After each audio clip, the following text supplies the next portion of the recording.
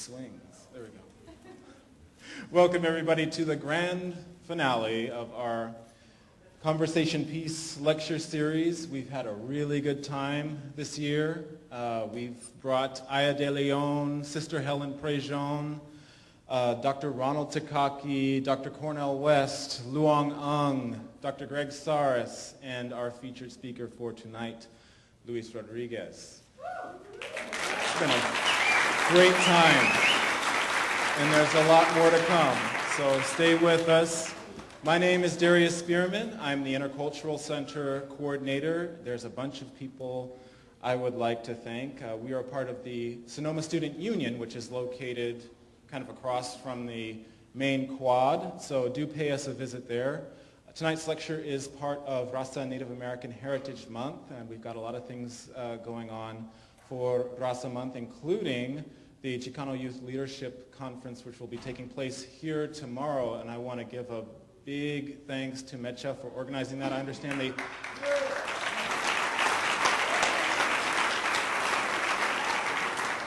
understand they have over 300 local students registered for this conference tomorrow. So congratulations, Mecha, on a very, very good job.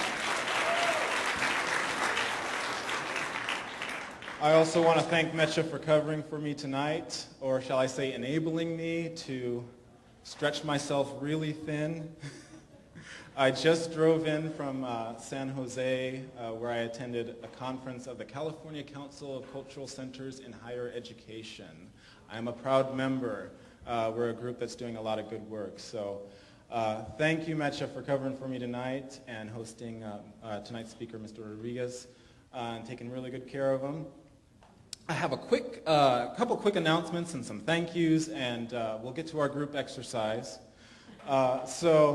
I want to thank our sponsors, Student Union, Associated Students, and instructionally related activities for making this entire series possible. We also have, as part of Rasa Native American Heritage Month, the Ballet Folklorico Night, which will be taking place Saturday, May 7th, in the Warren Auditorium. That's going to feature some local Ballet Folklorico groups. So do check, and tickets are available in the Student Union for that as well. So onward to our group activity. So some of you have done this with me before. Let's take out our cell phones. Let me see those beautiful cell phones.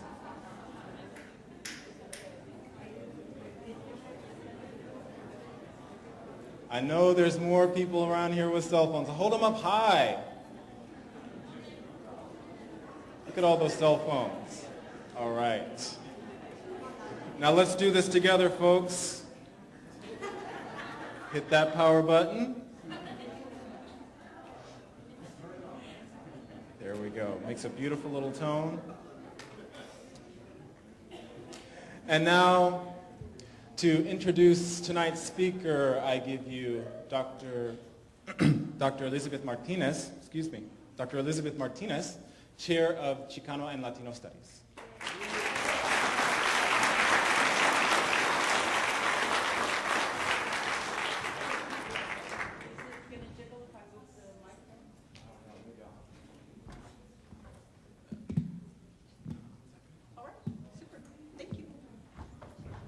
Gracias. ¿Hay gente que habla español aquí? ¡Híjole! Estupendo. Well, maybe we'll do it bilingual. It's wonderful to see all of these, see if I can figure out where to stand, to see all of these beautiful smiling faces de muchos colores muy bonitos, ¿sí? Aplauso a todos por estar aquí presentes.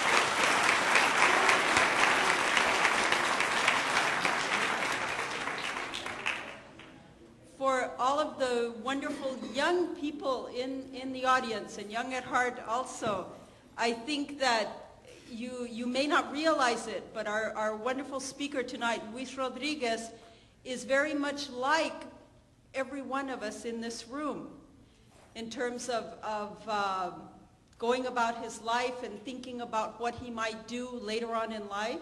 And this, what he went through in his life is reflected in his books. and serves as a wonderful, it's not so much each of his books, whether it's poetry, children's books, and he's now doing short stories and a novel coming out in 2 weeks. Each of those have a way of showing us how we go about life. And sometimes when we're still young in life, it can help to show us that what we're feeling deep inside, even though sometimes we're fearful about it, that it's okay and it's good and it's going to take us somewhere super. So remember that as you pick up several of his books here tonight, which are being sold in back. And Luis Rodriguez, after his talk, will be here for a good half hour, a session to do some autograph signing.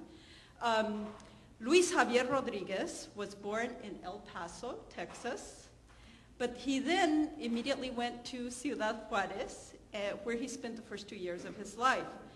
When he was about 2 years old, his family moved to Watts, moved to California, and then when he was about 8, to the San Gabriel Valley in East LA, where he continued growing up. He acknowledges that in a perhaps misguided effort to find friends and achieve a sense of empowerment, sound familiar? He started joining gangs in East LA.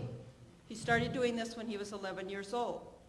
He was also very shy. Sometimes when I tell students I was shy when I was young, they laugh, they don't believe me. But most of the time when we're starting out, when we're growing up, we're very shy. He was shy. He found a way out of that shyness by joining groups which later moved into activism. And sometimes that's one of the best ways to get out of our shyness, is to be involved with groups who might feel the same way we do, or we might find purpose to what has been rumbling around inside us. He not only found meaning in activism, he found refuge in books. At age 13, he participated in the school walkouts in LA. You've heard of the school walkouts that occurred in 1968, before some of you were born, but they have great significance to our present. These were to protest the prejudice in the educational system. Then in 1970, when he was barely 16, he participated in the Chicano moratorium, which was primarily protesting our involvement in the Vietnam War. In and out of high school, dropping in, dropping out, going back in, back and forth, he began writing verses. And he states, I have a quote here, that I would go inside and hide myself in books and not have to worry about the yelling and screaming and bullets flying. There's a lot that we can learn by finding refuge in books. In 1972, when he was about 18, he won his first poetry award, the Quinto Sol Literary Award, which gave him $250 and a trip to Berkeley. He, because of his involvement in the Chicano moratorium, he was arrested, he was incarcerated. Thanks to community people standing up for him out there, his sentence was reduced. But after incarceration, he returned to school. He finished high school, and during the 1970s, he worked as a truck driver, a carpenter, a steel worker, furnace operator, a refinery mechanic, while also taking night school classes. In 1980, he became a journalist and a newspaper photographer. I was asking him about this earlier tonight, and he said that he was, I think he stated that he was able to, but sometimes we have these shining stars out there somewhere hidden in our neighborhoods, and fortunately the spirits guide them to this special moment. He participated in an 11-week workshop school session during the summer in 1980 at Berkeley for minority journalists. And once he had completed that and his natural talent came out for writing, he found his first newspaper job.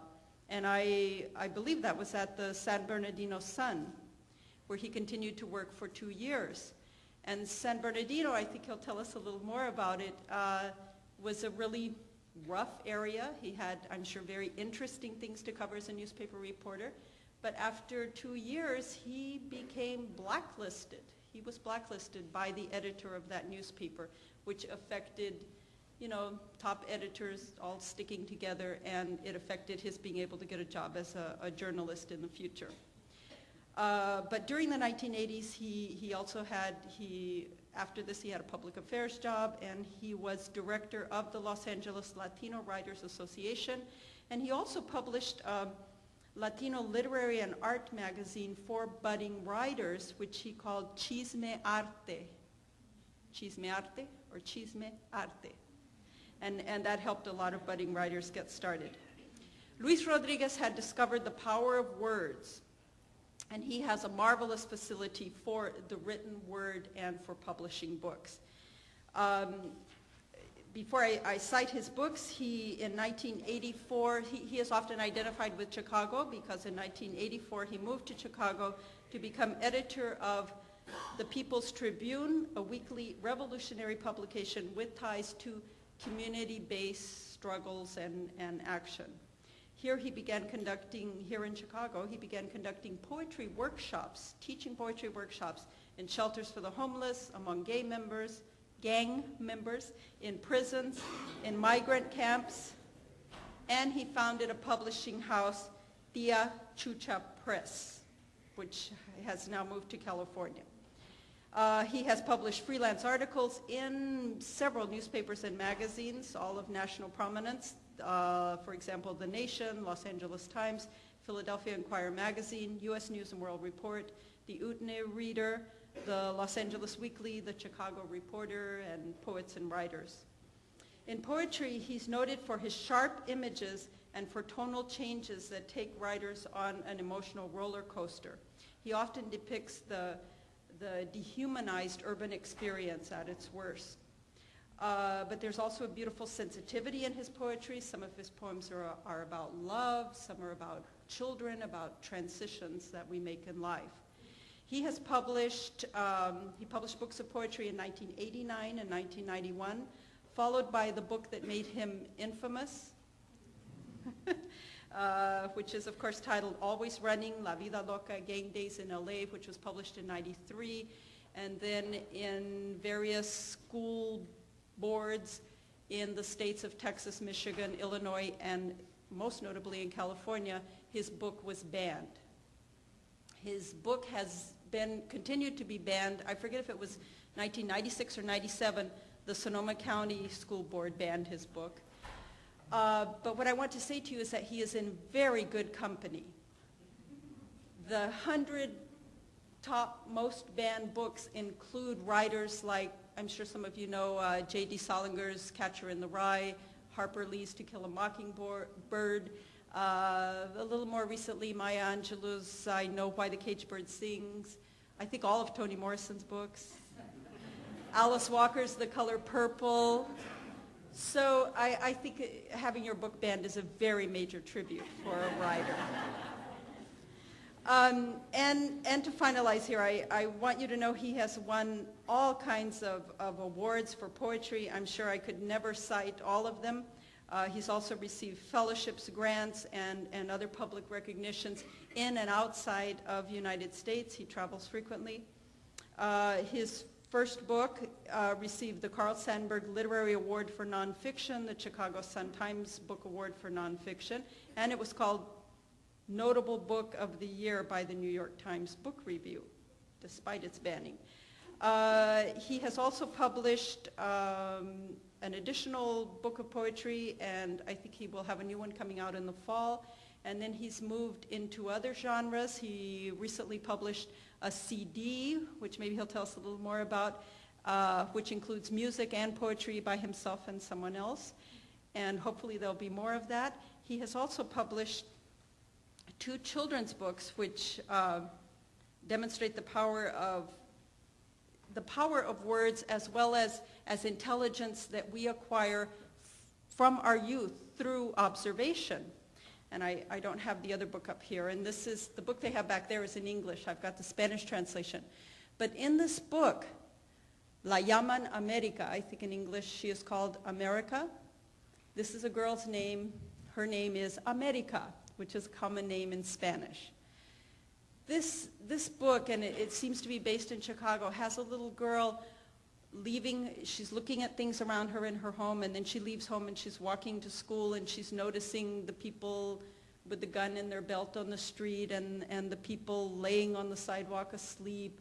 She's noticing homeless people. She's noticing what people do at school, what her teacher's like, what the Puerto Rican speaker is like when he comes to the classroom and says, "¿Cómo están?" instead of "How are you?" and "Let's write some poems." And then she goes home and she notices what her drunk alcoholic father is doing, and he's saying, "Don't worry reading books, you're never going to get anywhere." And then her uncle is starting to notice what she's doing. And what she starts doing as a result of the Puerto Rican speaker's appearance, she starts writing her poems. She starts sitting down at the kitchen table and using words. And her father at some point says, "Are you doing your homework?" And she says, "No, I finished that, I'm writing some poems." And he says, And as time goes on, he starts to realize that she is empowering the family by writing her poetry. So I very much recommend. Children's books are wonderful for adults too. There is no way I can describe to you all of the wonderful things that Luis Rodriguez is doing for us, even at his young age. But let's hear it from himself. So a hearty welcome, please, for Luis Rodriguez.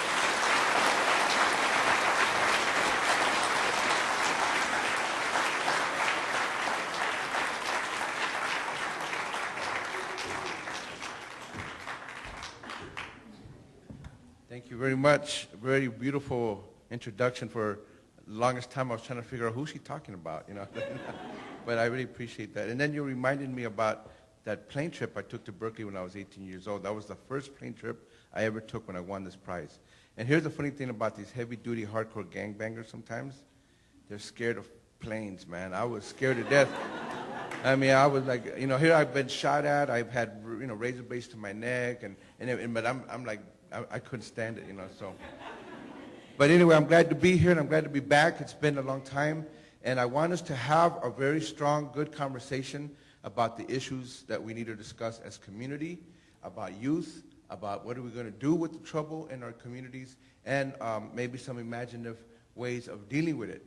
Because to me, that's really what I would like to do. My purpose is to move the imagination about some of these issues that we have a hard time dealing with, such as gangs and drugs and prisons. There's a real deep lack of imagination when we talk about these issues. So I think we have to really be more imaginative and open up to new ideas and other ideas and see how we can explore some of these issues that are important for all of us. And I thought what I would do is just read a couple of poems, not even by me, because I want to kind of have some poems come out. And this is from my book, which I'll be speaking more from, Hearts and Hands, Creating Community in Violent Times. It's actually a complement to Always Running. These are the two nonfiction books I've written. They're both based on real things, real events.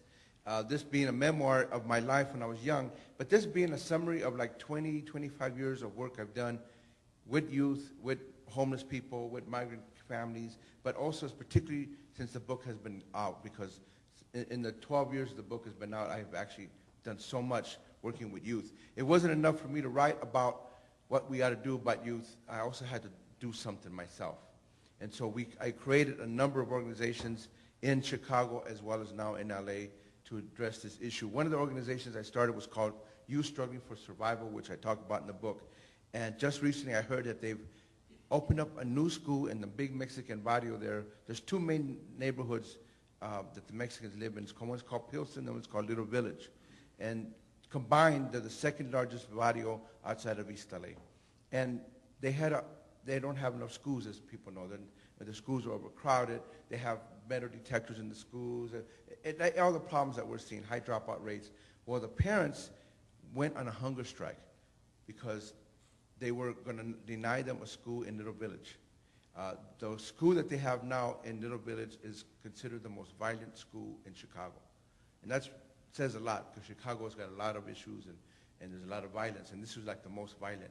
And they needed another school, and they weren't going to give it to them, so they had a hunger strike. If you can imagine, parents, mothers. And it got to the point where people started organizing, protecting them and protesting, and they got to the point where they actually got the money to have a new school.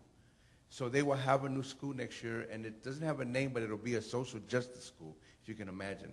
I was telling somebody earlier about this. And this youth group I started, Youth Struggling for Survival, is going to be the non-for-profit collaborative group that will work with them in the school. So in other words, things have really moved up for this group, which I'm really proud to have happen.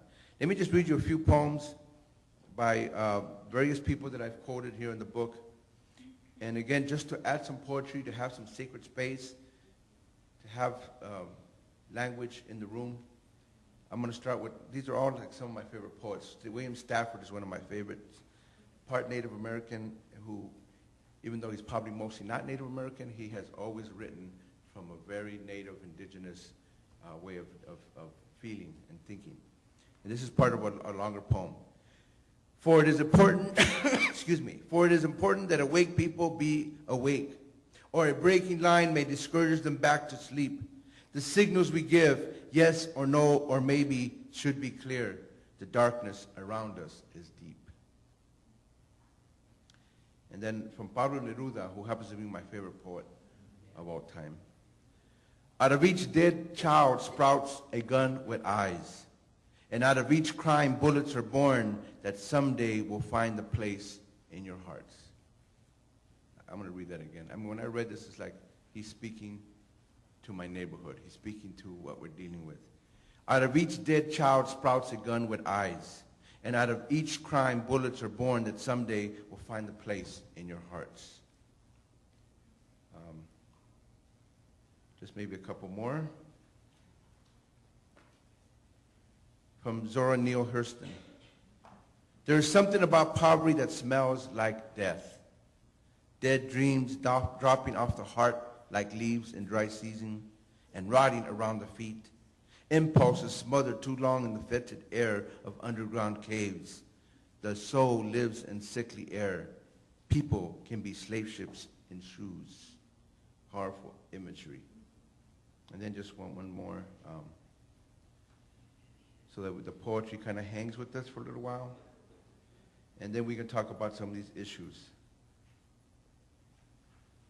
Octavio Paz, another great master poet. With no name, no face, the death I want bears my name. It has my face. It is my mirror and it is my shadow. The soundless voice that speaks my name. The ear that listens when I am silent. The intangible wall that blocks my way, the floor that suddenly opens. So I thought I would share some poems just to open up a few things. And I want to start by letting you know about an experience I had just yesterday. I go to a lot of juvenile facilities, and I was fortunate yesterday to go to the Santa Clara Juvenile Hall as well as San Mateo Juvenile Hall, and able to speak to a group of young men and women. The first two groups were in the maximum security section. These were young men who had killed people. And then this next group was larger than the main group. I think everybody from the San Mateo juvenile facility was brought to this big, huge room, including the women.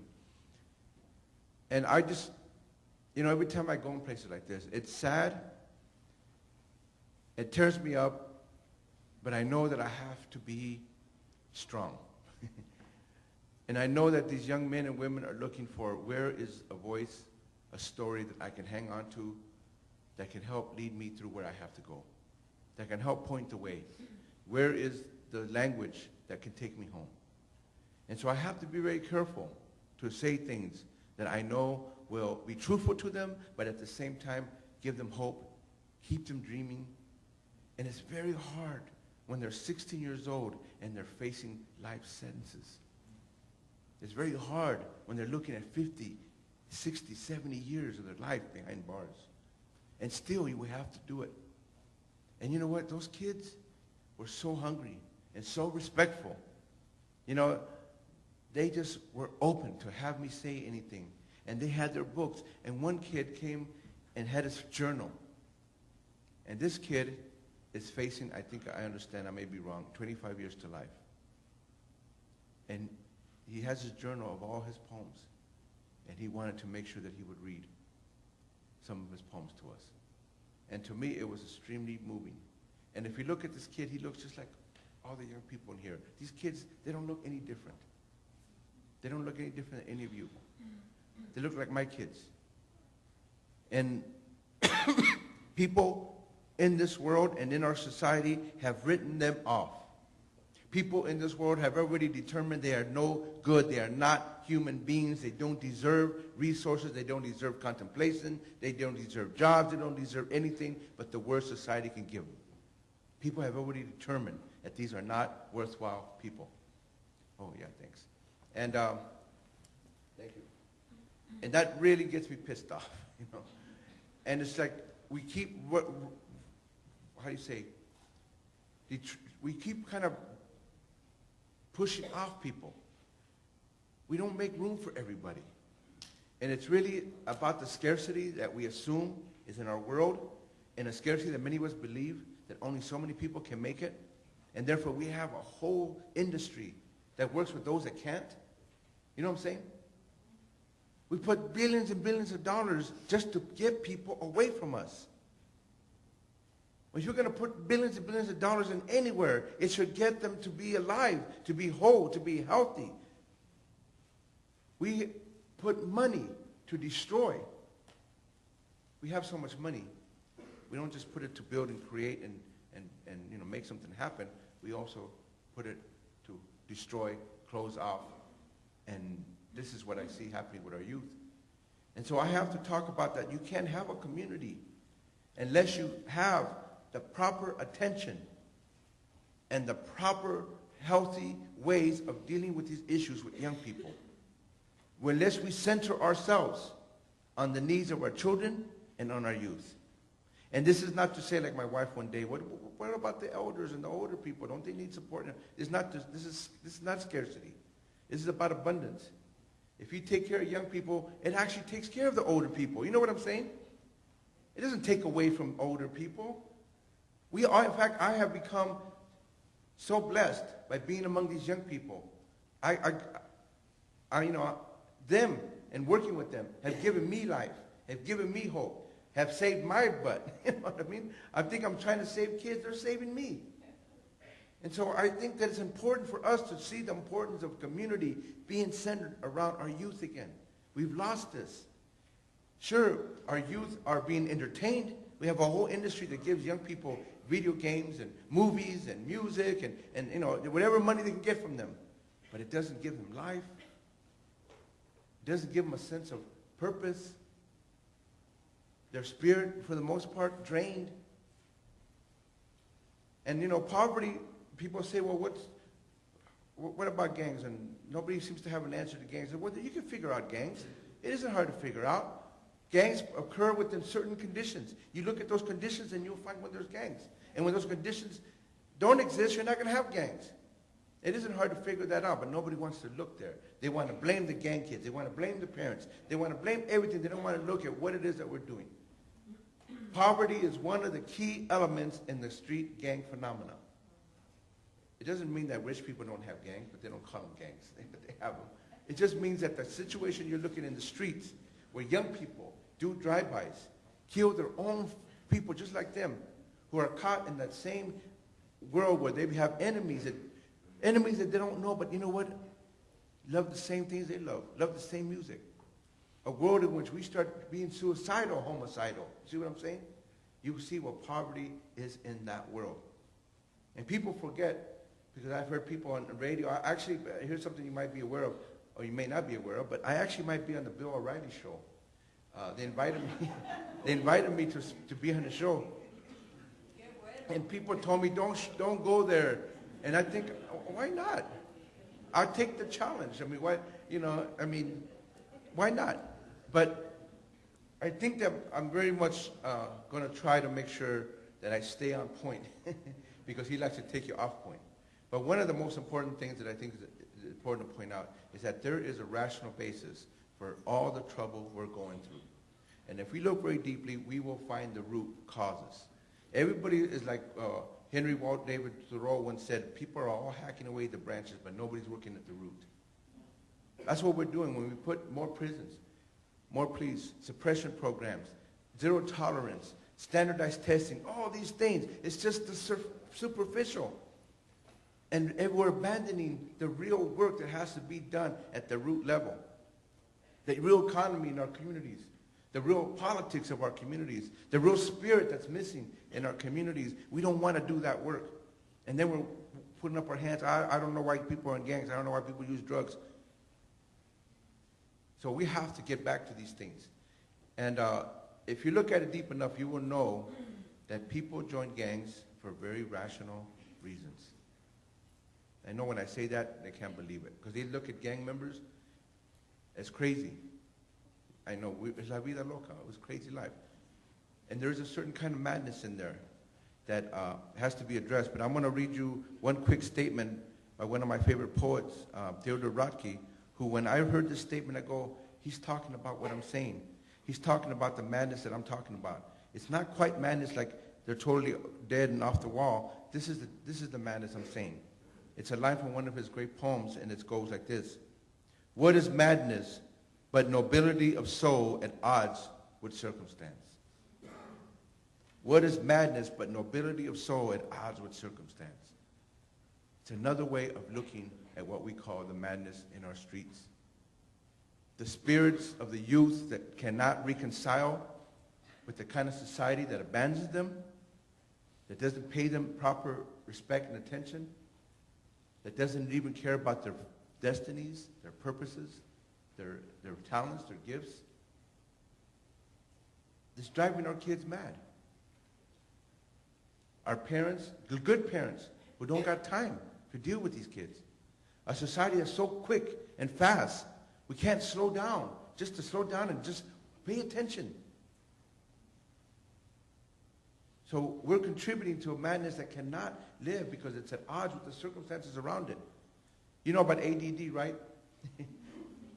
Kids that can't focus. I know I got adult ADD. I'm convinced of it. I know I can't focus very long. But, you know, ADD is considered a chemical imbalance.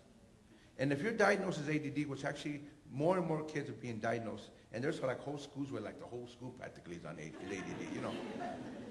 So what they do is they give you drugs, Ritalin, and then if you're depressed, they give you Prozac, and they got lithium, they got all these drugs. It's a chemical balance. That's their whole thing. Well, the reality of it, it's not a chemical imbalance. It's a life imbalance. You hear what I'm saying?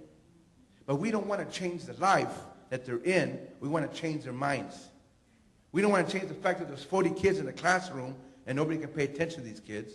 We don't want to change the fact that they're going to 30 minutes to 40-minute classes, so there's no time to really learn anything, and they're going through this all day long.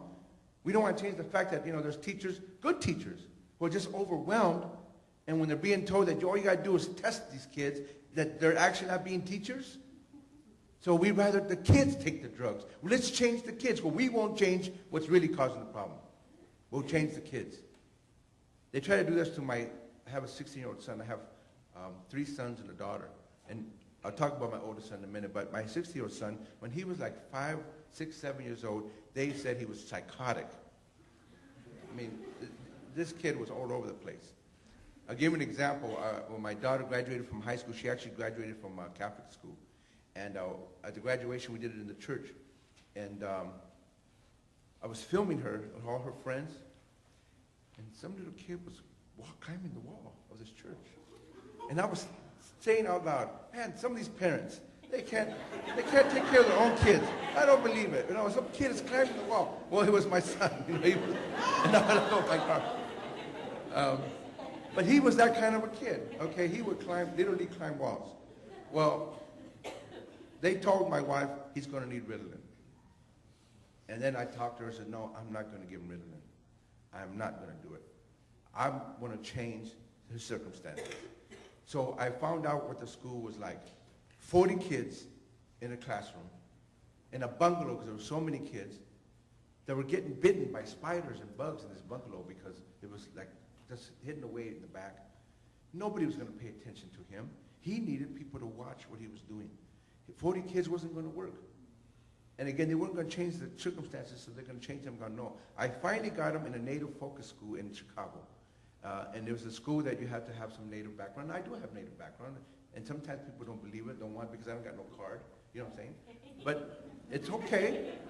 just look at my face. You know what I mean? Just look at me. And then, well, these people were real beautiful, and they accepted him as a Tarahumara indigenous young man. And what happened is he got into this native focus school. There was 15 kids in the classroom. The teachers were very attentive.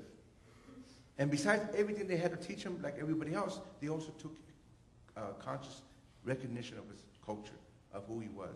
I tell you, in a year's time, I'm not lying to you, in a year's time, he was a very well-focused, well-determined A student. I'm telling you. Because it changed, something changed. And it wasn't his mind, it was the world that we was in. And partly, in the book, I mentioned that, we have to not just prepare our children for the world, we have to prepare a world for our children. And that's really what I'm saying. We have to prepare a different world for our kids. And to me, this is important, the seed of what is community. And why I wanted to bring in these kids in the juvenile facility, because to me, they're beautiful, wonderful human beings. They've done some terrible, terrible things. We shouldn't ignore what they've done. We shouldn't pretend that it wasn't serious. We should let them know the seriousness of their acts, but we should also, whatever we do, help them heal. Help them heal. Because all we're going to do is get them in a situation where they'll just do it again and again and again.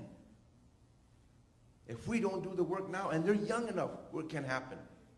Not like an old guy like me, that nobody can change my mind. I'm such a big knucklehead now, But when you're young, you can do something. So that's what I wanted to convey to the staff and everybody. Work with these kids. They can heal. I don't care how terrible what terrible things they did. They know it's terrible. This is why they're here. And they know because they're suicidal. And we know because they sleep all day long and they're depressed. So help them so they can carry something that's very hard to carry. And when I wrote my book, Always Running, I had to carry what I did. And I had to learn how to do it because I used to do it with drugs, and I got off drugs, and then I drank for 20 years on top of it. So it was like drinking, drugs. I was carrying, I didn't know how to carry what I had done. And when I wrote the book, it actually healed me to the point where I could look at my life and look at how powerful the words can be, but also maybe how somebody else may be helped. And finally, as some of you already know, because I think I mentioned this before, I've sobered up, and so I've been sober now 12 years since in June. I'll be 12 years sober. And thank you. Thank you.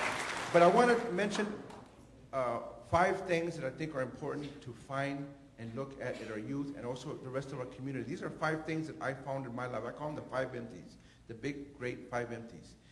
If you have them in people's lives, you're going to have problems. This is what I'm saying. This decision the kids make are rational, but also how we respond could be very well put together. Look at these 5 empties, different variations of these 5 empties. If your kids have them, they will be in trouble. Kids and gangs have variations of these 5 things. So I'm going to lay them out to you, and they're very simple. And I found them in my life because I assessed what I went through, what made me the way I was. Why would an 11-year-old kid join a gang? Why did I want to shoot people? Why did I not care about my parents? Why did I want to use heroin? You know what I'm saying? I had to think about why I wanted to die at such a young age. What motivated me? And I think I had 5 empties. And I look at some of the youth I work with, and I see they also have the 5 empties. So I'm going to share them with you, and then I'm going to share with you the 5 things that people need to do to get out of it. Okay, so, there's no special order, but, there's no, how do you say, formula or math to this. Whatever, different variations of it in people's lives. The first one that's important to point out is I find that with a lot of these young people, kids on drugs, even adults, one of the big problems that they have is they feel rootless, R-O-O-T. They feel disconnected, not rooted to either culture or family or something deep, deep roots. They feel like they're floating in the world, rootless. And many times that you will put everything behind a barrio because you don't know who you are, you don't know where you came from, you don't know the history, you don't know the past, and you know what? The barrio becomes everything. The whole neighborhood becomes everything because there's nothing else that you can even look to and say, I got something deep, I got deep roots somewhere. Being rooted is important in our lives. And the funny thing about American culture, it's about uprooting you. And that's not just because it's about that. People get uprooted to come here. See what I'm saying? And then when they're here for a good reason, they want to come here for a good reason. But then we don't get re-rooted. And the history that you get is not proper roots, you know what I'm saying? It's an idealized version of what they say is history, and it's not right. Because a lot of things are missing in there. So just because somebody says, well, here's your roots, here's your country, you should learn this stuff, and it's all distorted, that's not going to help. You got to have real roots, and we don't know how to do it, because everybody's been uprooted and coming here, and now, and even the indigenous people were uprooted just so other people can come here. So we have a lot of feeling of not being rooted. The other thing that people have is they have a deep sense of being helpless. And being helpless is one of these things that if you have it, nothing helps. Nobody can help you. It isn't so much that you can't help yourself, nothing else can help you. And connected to this is a sense of being powerless. Powerless, not just personal power that's missing, but maybe even power in the community, political power, power to deal with the economy and poverty. I mean, when things get like, there's nothing you can do about it. You know how people say, this is the way it's always been, this is the way it's always going to be. You're powerless. I can't change nothing. And if they can't change nothing, why bother with it? And then if you feel, rootless and you feel helpless and powerless, you also start feeling hopeless. And when hopelessness comes in, there's no light at the end of the tunnel. You're going through all the struggle. There's no reason to do it. There's nothing good going to come out of it. You open the Pandora's box, but there is no hope flying around afterwards. It's all troubles. And so you feel hopeless. That's the end of it. But the thing that summarizes all of these, and when you have this, you're going to have the worst problem is the worst empty is you feel meaningless. Meaning is totally gone out of your life. There's no meaning in life. Why bother? There's nothing there. The emptiness is so deep. People will fill it with a lot of drugs and alcohol. It's so deep. 5 empties that people carry around. And the bad thing about poverty hurts because it's hard to be poor. It's hard not to have food. It's hard not to get a job. It's hard not to be able to pay the rent. But the worst part is the poverty of spirit that comes along with it. Where you don't even have any more spirit to continue. And then sometimes you just think, you have 2 kind of rages in the world.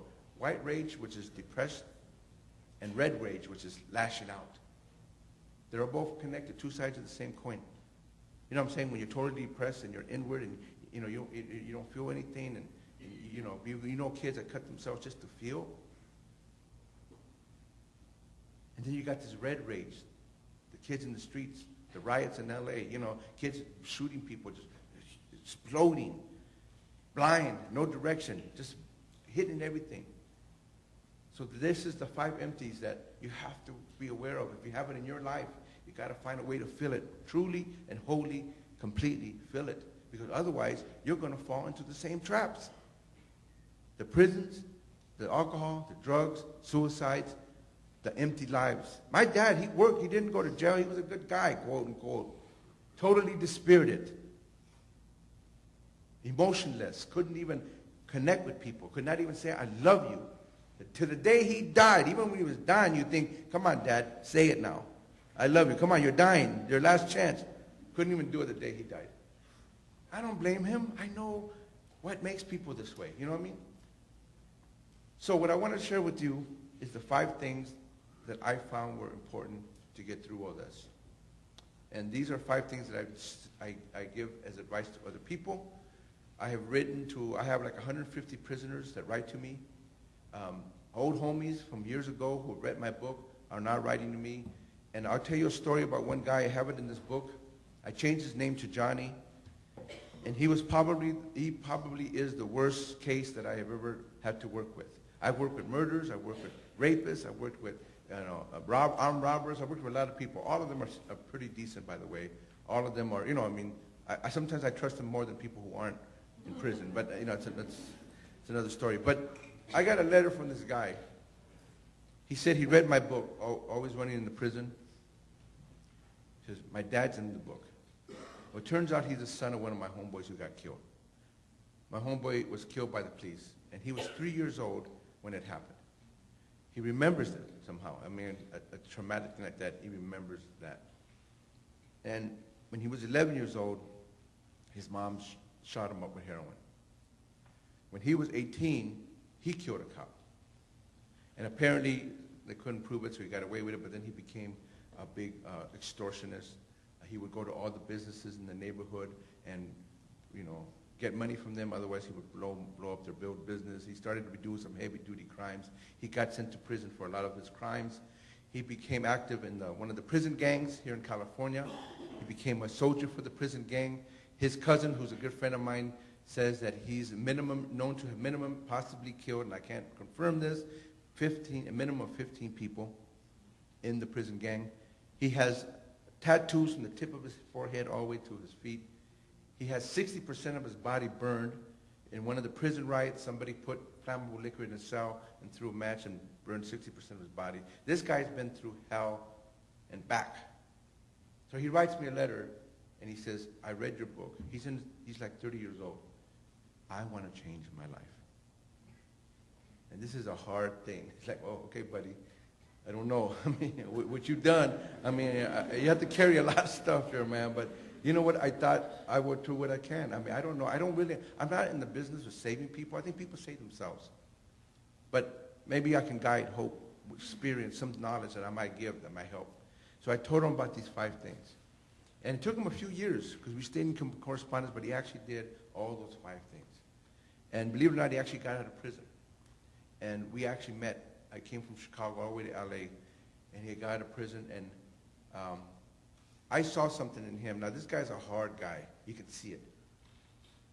And the pictures I had of him before that he had sent, like there was no emotion in his eyes. But I also saw something different. There was feeling there. You know what I'm saying? He looked hard. Tattoos on his face, all these burns. You can see the scars, But his eyes were joyful. You know what I'm talking about? They were joyful. Something happened to him. And he went through these 5 things, and I'm going to share them with you. Because this is what I told him. First thing you do, it says, find your art. Whatever it is. It could be painting. It could be writing. That's my art. Could be, music. Could be teaching. That's an art. Could be carpentry. Could be mechanics. You know the difference between a carpenter that does it as an art and a carpenter does it like a job? You open those cupboards after a carpenter got through it and it falls apart. Well, that's the guy that's just a job. Doesn't quite get it.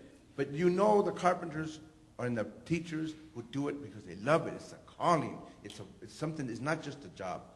I love teachers. Teachers are like my best friends when it comes to my book. They get the book out everywhere. But I have to say that some teachers aren't interested in the kids. It's just the fact of life. I've been to schools where when the bell rings, the first ones out the door are the teachers, And again, and not to blame them, I don't blame them. They're not working in good situations. But the thing is here, I told him, find an art. And it turns out his art is writing. He's a great writer. Because I'm going to read you one of his passages. And then I told him, the next thing you got to do is get help. You're never too proud to get help. Find it. Go for it. Anybody that can help you, man. People try to help me, and I tell them to drop dead. For 2 years, I would tell them until they wouldn't give up. The 1 or 2 that didn't give up on me finally convinced me I needed them. And if they had given up on me, I would have gave up too. But, they actually stuck around to the bitter end. So I told them, get help, whatever you do. And then the next thing I told them is, okay, you get art, you get help, is what you need to find a cause. What are you here to do? You have these talents, you have these gifts.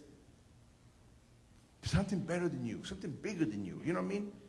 A cause in your community, a cause in your family, in your church, whatever it might be. 30 years ago, it was the movimiento that saved my ass. It was the movement that gave me purpose. It was that thing that I could sit down and learn about other people and put my talents in some direction that was actually going to be meaningful, that was actually going to change something. We don't have any more causes anymore, barely. You know what I'm saying? There's hardly any causes up there. Nobody's grabbing onto nothing. And I would tell you honestly, East LA, which is known as having more gangs than any other community in the country, in the 60s when the people were out in the streets and they were marching, they were walking out of schools, there wasn't hardly any gang violence. And as soon as all those movimentos were crushed, put down, whatever it was, the gangs came back and stronger than they did before. So you have to have a cause. The next thing you have to do is you have to have a spiritual life. This is important because nobody wants to talk about that. They don't want to talk about how engaged you have to be with spirit and meaning and purpose that tied into it. And I'm not necessarily talking about church, you know what I'm saying? Unfortunately, there are churches who have no spirit. That's just truth. I think spirituality, though, can come from churches. It can. But I'm talking about something deeper and bigger. And being spiritually engaged should happen in our schools, should happen in our communities, and you don't have to have, it doesn't have to change the separation between state and church either. You know what I mean? I'm talking about spirit that's more imaginative, more bigger, and when you deal with kids and their art and their creativity and purpose, you will deal with that spirit. All kids, including gang kids, are on a spiritual quest. I know this for a fact. So we need to have them spiritually engaged. And then the last thing, and this was a hard thing for me to do, and I think it was going to be really hard for him, it was I told him, whatever you do, own your life. That's hard for people like us, who had turned our life over to the barrio, to drugs, to heroin, or like him, he had done to the prison gang. He never had his own life. He was a soldier for other people, did what other people asked him to do. And I know that's the hardest one because it was hard for me. Because to get out of the gang life when I turned everything over, you don't just turn over part of it, everything. You didn't have time for your mothers. You have that saying, perdóname madre por mi vida loca. I'm sorry, Mom, for the crazy life. I love you, but this is it. I can't stop, won't stop. You know, and you're caught in the web of la vida loca. You're a spider in that web. And you're not a fly in the web, you're a spider, so you yourself are weaving yourself deeper and deeper into it. And so alcohol and drugs does the same thing. And when I got out of the gang, I kept on going to drugs. I finally got out of drugs. I turned it over to alcohol. There was always something else that I was giving myself to, and I never owned my life. And it's powerful to finally have that responsibility of saying, this is my life, I own it. And maybe I can do something good with it. And you know what, believe it or not, this kid, he took all those things and he started to do something with it. He became a writer. I didn't tell him what kind of spiritual life he had to find. He found a Buddhist in the prison. And this guy mentored him, and this guy became a Buddhist. Can you imagine this guy in meditation? I mean, can you imagine? But he became a Buddhist. He found his art. He found help. He found a spiritual path. He found a cause, and he ended up finally leaving the prison gang, which was at his detriment. His life was on the line. When I moved to LA about 5 years ago from Chicago, I was looking forward to hooking up with him. And then I get a message from his cousin. He says he's not going to be there. He had to leave the country because his life, by him trying to own his life, the prison gang was after him. He knew too much, and he had to leave the country. He says he doesn't want you to know where he's going because he doesn't want you involved, doesn't want nobody to hit you up or nothing, but he just wants to say thank you. But he's gone. He will never come back, but he knows he's going to be okay.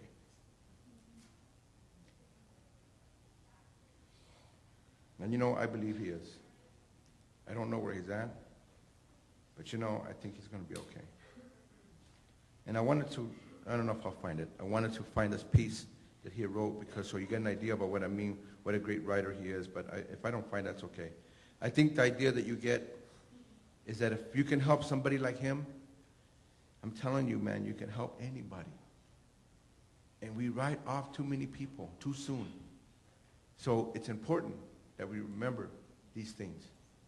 And it's important that we remember how a community, cohesive, caring, cooperative, is the basis for making sure that young people get centered, get whole, and healthy. And I want to end with a poem, and then I want to hear from you. Like, again, I could talk. Somebody's got to shut me up. I was shy, but now I'm like completely unable to talk.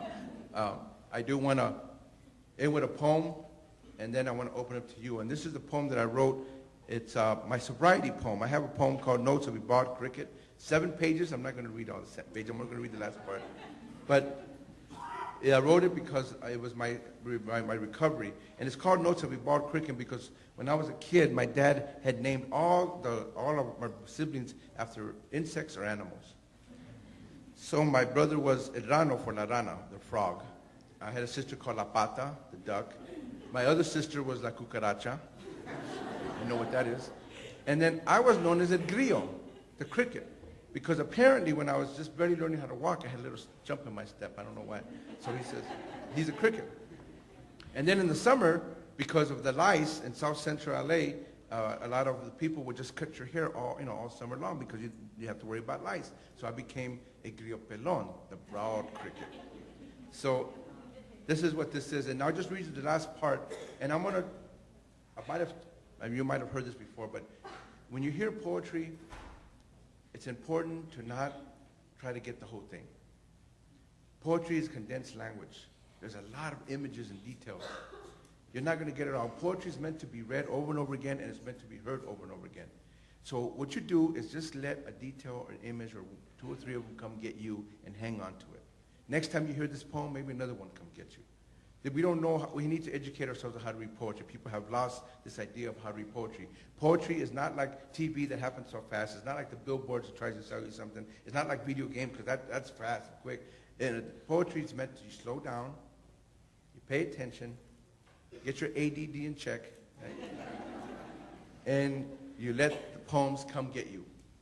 And it centers us. And I'm going to read you this poem. It'll center everybody. You can close your eyes if you want or whatever, just so you can let the poem come in. And it goes in many directions. I'm not even going to explain it. I'm just going to read it. It goes like this. Wading through a lush of memory, through speechless seconds, seeing myself with the backhand of past lives, crumbling emotions surround me as this obsessive and irresponsible poetry man beckons to write, to tell truth. Oh, such a liar. I'm just a sleeveless jacket in a closet of worn clothes. I'm the incision of scarring verbs across the faces of all my loves. This Mexican who is a stranger in Mexico. This Pocho who hates milk with his coffee, juice with his vodka, who speaks English with an East LA accent and Spanish with an East LA accent. This Tarahumara's lost son. This gravel tongue. This ghost beneath every ruin, rising like jaguar's breath in a tropical storm. All sacrifices reside in me, all jagged chests, all virgin hosts, all warrior princes, all Malinches and Guatemocs residing in my lungs, filled with this wreckage of 2 massive oceans, all bloods commingling. I am Cortez's thigh, I am the African beard, I am the long coarse hair of Chichimeca's skulls. I am Chicano poet, a musician who can't play music as a musician is a poet who works in another language. There is a mixed ecology of brews within me. I've tasted them all, still fermenting as grass-high anxieties. I am rebel's pen, rebel son, father of revolution and verse. I am capitalism's angry Christ, Techno-Quetzalcoatl, toppling the temples of modern thievery, of surplus value and word art, anointed, exploited, and perhaps double-jointed. There's a brown goddess in my eye, a Guadalupana for the broken red earth. The sacred is too sacred for wild cathedrals, for incest and Baroque martyrs and vested garbs, for pulpit schemers and sweat lodge fakers and garbled spiritualists on the best-selling list. I am disciple and elder. I am rockero and hip-hop bandit, rapping Aslanis in between brick-line texts. What do I know? What blazing knowledge can I spear? Who can burn with me and not get burned? Violence used to be great solace. Alcohol, my faithful collaborator, scratching dank words from stale corners. Now there are whole cities in my gardens. A stack of drums pulsing from my temples, saxophone riffs streaming from the sky like a waterfall into the canyons of my body. Walls carry my name, walls and their luminant fractures. Walk with me then. Walk with me to the Maya. Walk with me along headstones of past loves, past plans, long gone junctures. Walk with me to the forest of collective remembering, shamed and honored by the trees. I'm no immigrant. I belong because I belong. I'm no shaggy stranger. I'm the holy villain, the outlaw saint, the most godless and therefore dearest to the mystery. Where suicide is not solution, where poems no longer puncture the phantoms, and where walking with me is to become brethren to rain and night sweats and the betrayed.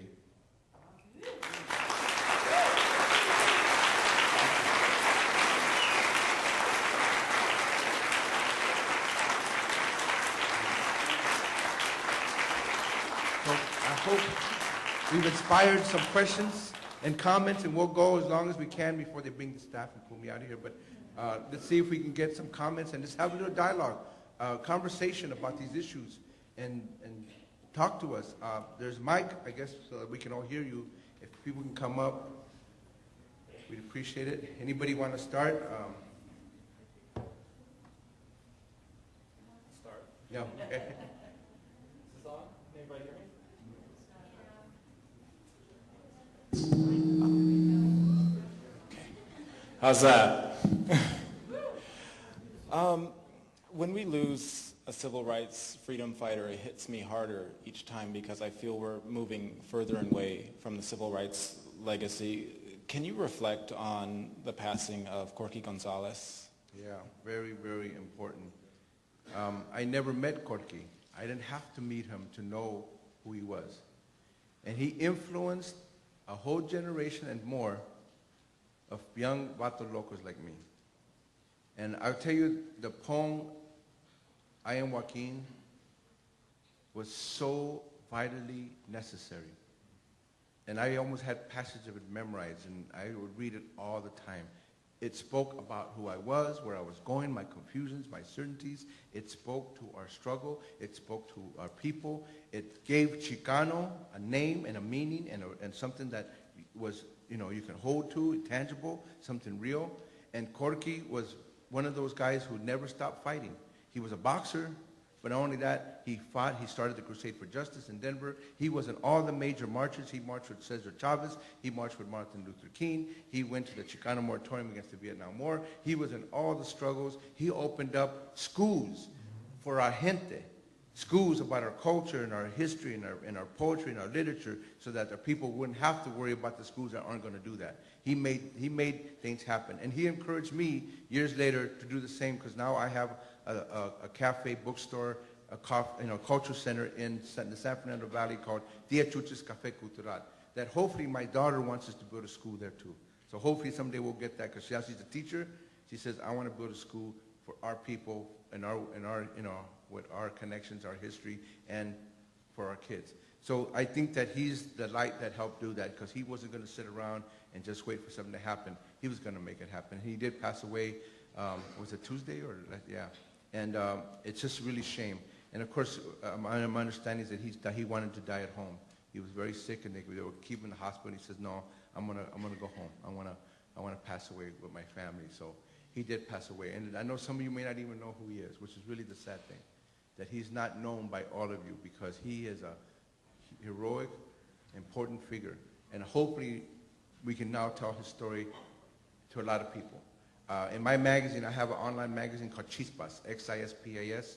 If you get there, chispas.com, we have a tribute to him, and hopefully we can add some more to his legacy. So thank you about that. Can you recite some of your songs? No, I can't. I don't remember no more. I used to, but no, I have, now I just can barely remember my poetry, so it's hard for me to remember. Came out in what, 1967? Probably 65, 67, yeah.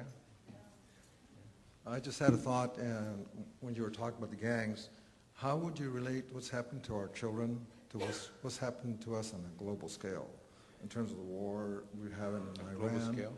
Yeah. What's happened in South America? I think there's like a parallel between what's really happened to our kids, right, on a bigger scale, what's happened globally. Well, yeah, and there's two ways to deal with that. I mean, one is the fact that we're actually created in our country a globalization of the gangs in the United States, as you know. And I wrote an editorial in the New York Times about 2 or 3 Mondays ago, about the fact that, they arrested all these Mara Salvatrucha guys, MS-13 all over the country. And they're an LA gang that got deported, like 18th Street and a lot of LA gangs, to Central America. And they recruited and built themselves up in Central America, and now a lot of those guys are coming back.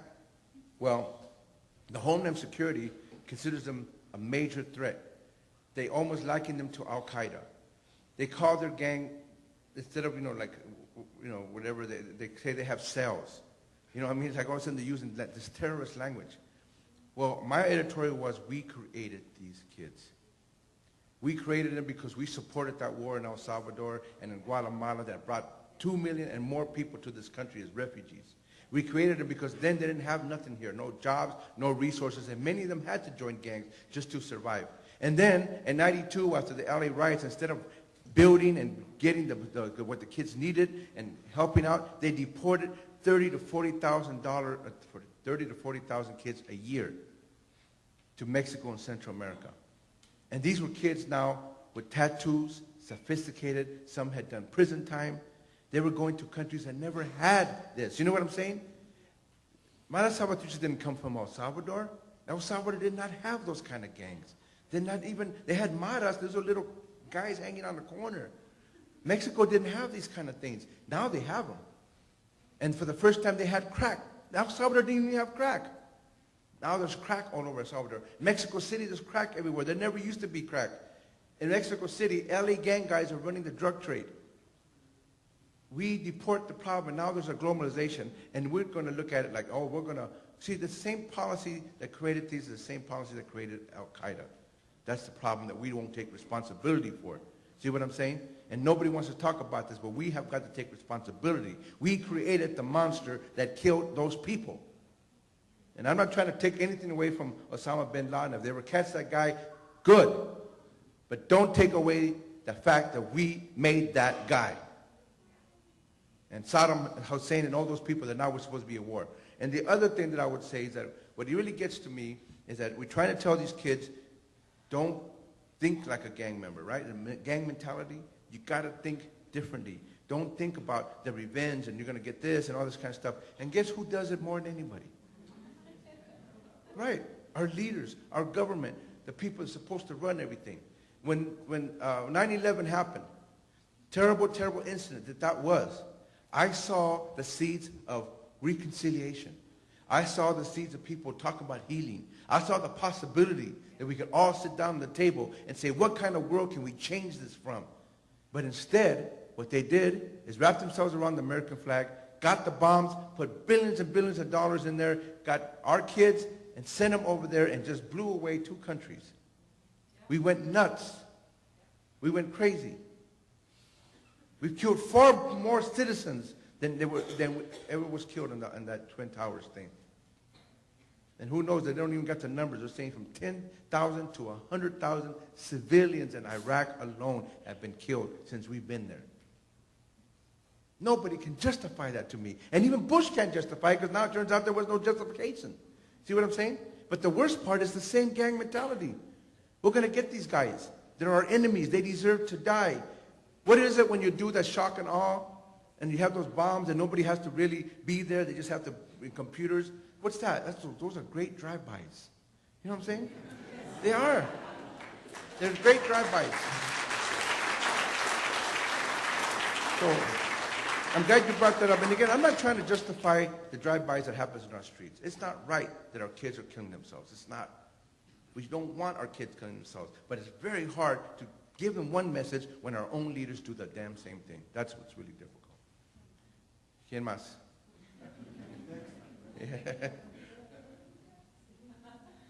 Anybody else? Yeah. You said you were going to talk about your oldest son. I was just curious how. Good. Thanks for reminding me. I went to see him last week. I went to Chicago, and I wanted to say something about him because a lot of people know that I've written about the book for him. And Noah was very hard. He was in the gang in Chicago. I wrote the book to try to help him, so I didn't want to see him going through what I went through because he wasn't going to survive it. I just knew it. And sure enough, as some of you already know, he did not survive it. Some of you know he, at age 21, he got involved in 3 shootings, attempted murder, including against 2 police officers, and was facing 40 years to life. And it really devastated us as a family and the community. We had to fight the life sentence. We weren't going to get him off because it wasn't going to be possible. But the life sentence wasn't right to him to spend his whole life. And so we actually got a lot of support. We got letters from people all over the country. We had community members show up at the court, and we finally, after a year and a half, convinced this judge to give him a lesser sentence. The prosecutor didn't want to do this. They didn't want no plea bargain. They were going to get him 40 years to life. They gave him a $2.5 million bail, so we couldn't even bail him out. But the judge, who was supposed to be a hanging judge, we convinced him. We gave him all these letters. I had a study made on his life so that people know what he went through, including an indictment against me. You know what I'm saying? Because I can't not be responsible for what happened to my son. I helped get him there. My neglect, the drinking, all the stuff when he was a kid, you know what I'm saying? And I couldn't remove myself. It says, put me in there. If I'm responsible, I'll take it. Because we have to look at what we create with these kids. And sure, I changed my life, which is good, you know. But I still can't help thinking how much I contributed to turning those prison keys on his life. Well, the judge, believe it or not, gave him a break. But the minimum that he could give him was 28 years. And so we had to accept, in September 1998, a 28-year conviction and sentence, which he's serving right now in the state of Illinois. And I saw him last week. And I just want to say, you know, because he's trying to do the best he can in prison. It's a very difficult thing for anybody to do. And I really am proud of him, believe it or not. He actually got 2 AA degrees in prison. He got 3 certificates. I mean, it's all limited, like it's all in horticulture. But, you know, horticulture is actually pretty good in prison. It's actually very healing. And, I mean, in other words, he's not going to, they only limit so many things, but he got into it, and he became a teacher's aide. Now he's working with, the fastest growing group of prisoners in most of these states are Spanish-speaking. And so he's helping the Spanish-speaking with their language skills and everything else. And so I was glad to see him. He looked really strong, even though he's already done 8 years of his time. He looked strong, and we decided not to abandon him, and I think this is what really helped him. He left the gang life, and he's not having any problems with the prisoners. He's having problems with the guards, but the prisoners, they all seem to respect him. And I think that I'm really proud of my son, so I just wanted to say that. Thanks.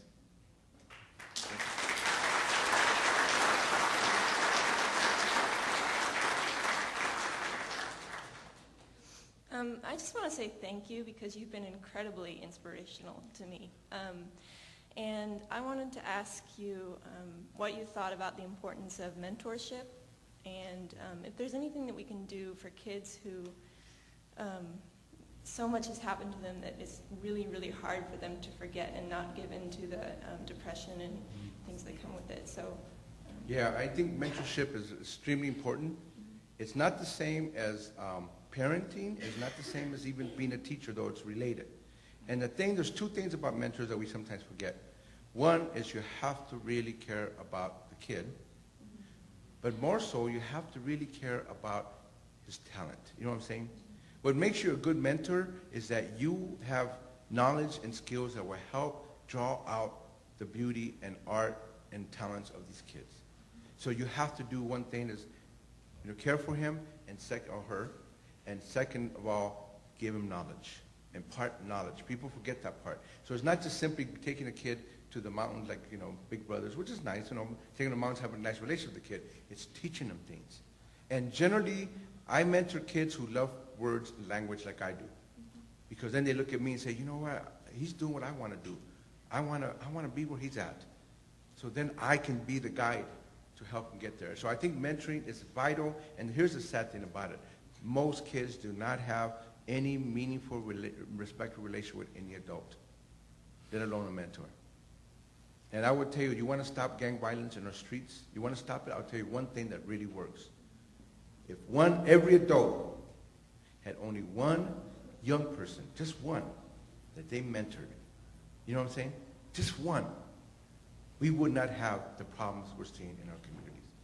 So thank you. Mentoring is very vital. Thank you. Important. Thank you.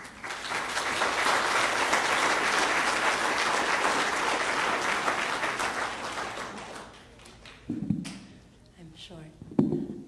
I was hearing you talk a lot about kind of the idea that we have been focusing on the symptoms rather than the problems, and that's not getting us anywhere. I've been thinking about that a lot lately. And what I think a big problem is the fear of the other. And it's something that I struggle with, you know, daily. So I was wondering how you've been able to overcome that fear in your own life, and if you have any words of wisdom for us as to how to overcome that fear ourselves so that we can work on getting to the problem. You mean fear of other people that are not like us? Mm-hmm. Yeah, well, I'll tell you one story that I think is apropos. Growing up, because I didn't really have much connection and my experiences were very limited, I hated white people. I'm just being honest with you. I hated white people. But I think it was because of the fact that we were very isolated And our experiences were whites in the barrio was basically either as police, who were very, for the most part, brutal, very like a gang themselves, social workers, or maybe teachers who weren't necessarily on our side. I had the bad impression of what white people thought about us. But you know, you grow up, you mature, you begin to realize, first of all, that hatred eats at you. Hatred is a poison that you take, you know what I'm saying? It doesn't really hurt other people as much as it eats inside of you. And I had to learn how to deal with that. But the other side of it is that, you know, nobody is a monolith. No group. And this is what I learned, that there was among white people, just like there is among Chicanos, just like among African Americans, Japanese Americans, decent human beings who can help. If you're looking for help, open your doors to anybody. Don't just pick the people you think are going to be there. I learned, for example, I'll give you a story that I have to tell now because I just remembered it not too long ago, and it's very important. When I wanted to be a writer, as she was saying, I would take these classes at night. And I started at East LA College because it's nearby, and it didn't cost too much in those days. The tuition was very little bit for classes. And it was night classes. I wasn't trying to get a degree. I was just trying to get some learning. So I took journalism, creative writing, and speech, and some other stuff. Who knows? But I just kept trying to learn. Writing because I didn't know how to write. I wanted to be a writer. I don't know how to write. I dropped out of high school. When I went back, I didn't really learn that much. I was not a good writer. So I took a journalism class, and I walked in there, and there was a guy named Mr. Takagi, a Japanese-American guy. He had 15 kids in that classroom. Great. The next week, they were all gone but me. They all dropped the class. So then Mr. Takagi says, well, I have to drop this whole thing because I can't just teach you, he goes. And man, I must have had this terrible look of disappointment because the guy was like, oh, okay, well, he says, well, how about this? He goes, he really was, you know, I don't think he could stand to see my face. I don't know what it was. But he said, okay, tell you what, if you show up every week, I'll be here. And you know what? It was an amazing thing. I'll be here. I accepted it. I came in the next week, and you know, I was thinking, he's not going to be here. You know what? He was there, waiting. And for several weeks, I would come, and he'd be there. And he showed me about writing, did some chalkboard stuff, showed me some books, magazines, had me write stuff. I mean, the poor guy, I remember one time that he was so tired. One time I was reading my piece, and the guy was falling asleep. But I kept reading because I thought, you know what, man, this guy, he's doing a great thing. Maybe even if he has to do it in his dreams, he's helping me. He's helping me. And you know, how do you find people like that? You know what I mean? I don't even think he even got paid. People who just, out of the goodness of their hearts, would open up the door. So I learned that you cannot judge people just because of the race, just because of what you think you might hate about them. You have to judge people by who they are, what they come through. And I've learned, and it was helpful. There is no monolith. And so this is the fear that I had to break away from working with white people and working with others who weren't Chicano. Because I was just all about Chicanos. I didn't care about anybody else. You know what I mean? And I began to realize other people were going to be there. And then, of course, the way the world goes, love breaks through all that. My 4 grandkids, one of them's half Mexican and half African-American, Puerto Rican. The other one's half Mexican, half German. The other one's half Mexican, half Hungarian. The other one's half Mexican, half Irish. I mean, what am I going to do? You know, I got to love my kids. I got to love, you know, I can't hate them. They're all beautiful. So then you just learn how to break that otherness and break that bond. I mean, not that bond, but the barrier that stops you. And I really think it's truly sad, and I don't know how we're going to handle it, that people are sitting on the border right now, militias, trying to stop people from coming over and willing to risk their lives and the lives of others, which I'm more concerned about, to maintain a border that's not even, it's a man-made madness. Human beings created this nonsense. It wasn't created by God. It wasn't created by nature. This is a human being thing. Why do we put so much behind it? You hear what I'm saying? You know, when I was a kid, they used to take us to school. We would see those maps with the political lines, all the states and the countries. I thought the world was actually made up like that. But then when you get those pictures from the Hubble telescope, what does the Earth look like? It don't look like these little maps. It looks like a beautiful green, blue, white planet that we all live in. There is no political lines. That's the God-given earth we should fight for. That is the global community we should fight for, instead of fighting for the stupid nonsense, some stupid nonsense somebody created, and we're going to kill people for it. It's time that we fight for that world and not for that stupid thing, because that's why I see happen to our kids. Kids fighting for turf they don't even own. For one street, that, the next street, their primos are living there, but it's the wrong street, they're their enemies too. And it's time that we change that nonsense. Thank you.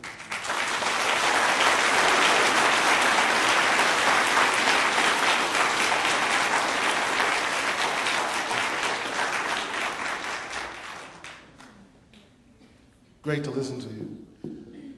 I understand you're among the top 100 most censored journalists. Could you speak to that? Yeah. And distribution as well. Yeah. It's probably an honor, as was mentioned, to be so censored. But I don't really think it really is. I think it's a terrible thing that they're censoring these books. Any of these books. And why? How can you be in a land of the free and censor books? It doesn't make any sense. And yet it happens. 100 books being censored and more, but those are like the top 100 books. And these are amazing books they're censoring. You don't have to like the books, but we need to read them. Books are ideas. Books aren't going to kill nobody. Books will, it'll teach you something even about what's bad about the books. It'll teach you about that. So it's good to be able to read. And I think it's funny when kids aren't hardly reading, they're not picking up any book that they're going to censor my book. Sometimes this is the only book that some kids will read. So they don't want them to read nothing. That's education. And so I don't really think it's good that they're censoring. And it's really sad that I think it's happening in this area. And obviously it's something that we should struggle around. And again, it's not just about my book, any book. And I remember one time in San Jose when they tried to censor the book, I was on the radio, and somebody was asking me, well, you're just pushing your book. You're just trying to make yourself famous and well known. And you know what I told him? I says, you know what? I wish this book was completely obsolete. I wish nobody bought that book. I wish nobody cared about this book. I wish that nobody would relate to this goddamn book. You know what I'm saying? I wish that nobody would love it, care for it, because this is a book that shouldn't be happening in our communities. But it is happening, and this is why I wrote it. And as long as kids are going through this stuff, people got to write these kind of books. And if they're going to write these kind of books, make it accessible to them. Use it in the schools and let them learn and get them to write their own books instead of trying to cut books and censorship. So anyway, I was really pissed off. I'm not trying to push my book. I really wish that someday this book would never have any more readers and nobody would never need a book like this. But how many copies it sold? Oh, it sold 250,000 copies as of now. And it actually will come out in the fall with a new cover, a new introduction, and a new study guide. Because now the schools are using them, so they're going to put a study guide in there too. Some teachers got to hold it.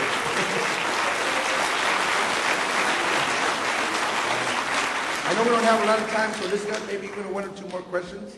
Because I also want to sign books and and make sure that you go home safely. Hi. Hi. I'm a public school teacher, and I have discovered these are my babies over here.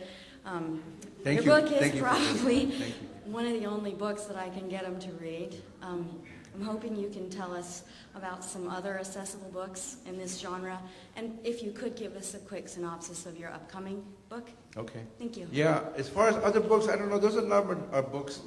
And again, young people know better than me because they'll find them. And they word of mouth, you know what I'm saying? Somebody says, hey, this is a good book, man, And honestly, I think it's not even about the sex scenes. People think that's what it is. It's not. I mean, I think kids are more astute than that. It's adults that get pissed off and pushed out of shape because of the sex scenes. But I do think that it has a lot more to do with the kids can see the whole picture. And they know there's something being said that maybe they can relate to. I don't know too many other books. I mean, there's Monster Cody's book. I don't know if you've seen that one. There's a few other books that talk about just the gang life. But I know there's other books. And I think that helps kids even read books that have nothing to do with gangs. Once they know what literature can do, they can start reading other books that maybe opens up to some of them. I have a Romeo and Juliet story in my book. So maybe you never know, they might want to read Shakespeare, I'm going to tell you something. I never read Shakespeare. I never saw a Shakespeare play until I was 45 years old. And I was in Asheville, Oregon. Have anybody ever been up there? Is it Asheville or Ashland? That's what it is, Ashland. Yeah. And they have one of the best Shakespearean things going on. And I stayed in the home of the director for the whole Shakespeare play. So he got me into the first Shakespeare play I ever saw. And it was, I don't even remember it. It didn't really matter because when I heard it and I saw it stage and you know, I didn't understand the language, but it was okay. I was in tears. I was in tears. And as a kid, I never could appreciate it. And nobody ever gave me Shakespeare. You know what I'm saying? And now, a 45-year-old man, I look at it and I can appreciate the beauty of the language and the story, and I go, you know, it really brought me to tears. So I know that a book like this can help think about other books. So thank you for that. What was the other question? Oh, the new book is called Music of the Mill. It's my first novel. It's about, I work in like that industry that we were saying. I worked 4 years in a steel mill, and I decided I got to write about this experience. Because as you know, a lot of that industry left our cities and communities. A lot of that contributed to the rise in gangs in this country. Nobody wants to make that connection. The two biggest gang cities in LA in the United States is LA and Chicago. They are the two largest manufacturing cities in the United States. And the Rust Belt, they all contributed to kids being no jobs, nothing to do, and then drugs coming in the 80s. You know, this is that funny thing about the war on drugs. Whenever we go to war on something, it actually makes things worse, right? We went to war on poverty, poverty got worse. We started a war on drugs, and guess what? It got worse. In fact, there's drugs that didn't even exist before that's happened after the war on drugs. Crack never existed before the war on drugs. Crystal meth didn't exist before the war on drugs. There's a lot of other drugs. So what happened is that when the industry left in the late 70s and early 80s, in the 80s the war on drugs happened, guess what? Now drugs is in all our communities. And then the gangs never used to be drug gangs. People who in gangs know what I'm talking about, especially older guys. The gangs and drugs was two different things. But now they've combined. Our policies, our craziness have helped create the situation. So I wrote the book to try to, in a novelized form, to explain some of these issues of the industry, the families that depended on it, and then when the steel mill closed in LA, there was 10,000 families that were hungry. We had to feed them every week to the union. We had the largest food bank in the country out of that steel mill closing. Suicides went up. Alcoholism rates went 25% higher. It devastated communities, and then the gangs got bigger. So when that industry left, it actually contributed, and I wanted to write a book that can talk about some of these issues. So hopefully you'll get a chance to. I'll be reading in San Francisco, and I don't know if I got the exact date. I think it's May 13th, and I'm also going to read in Santa Cruz, and hopefully I can come back sometime later and read somewhere around here. Thank you.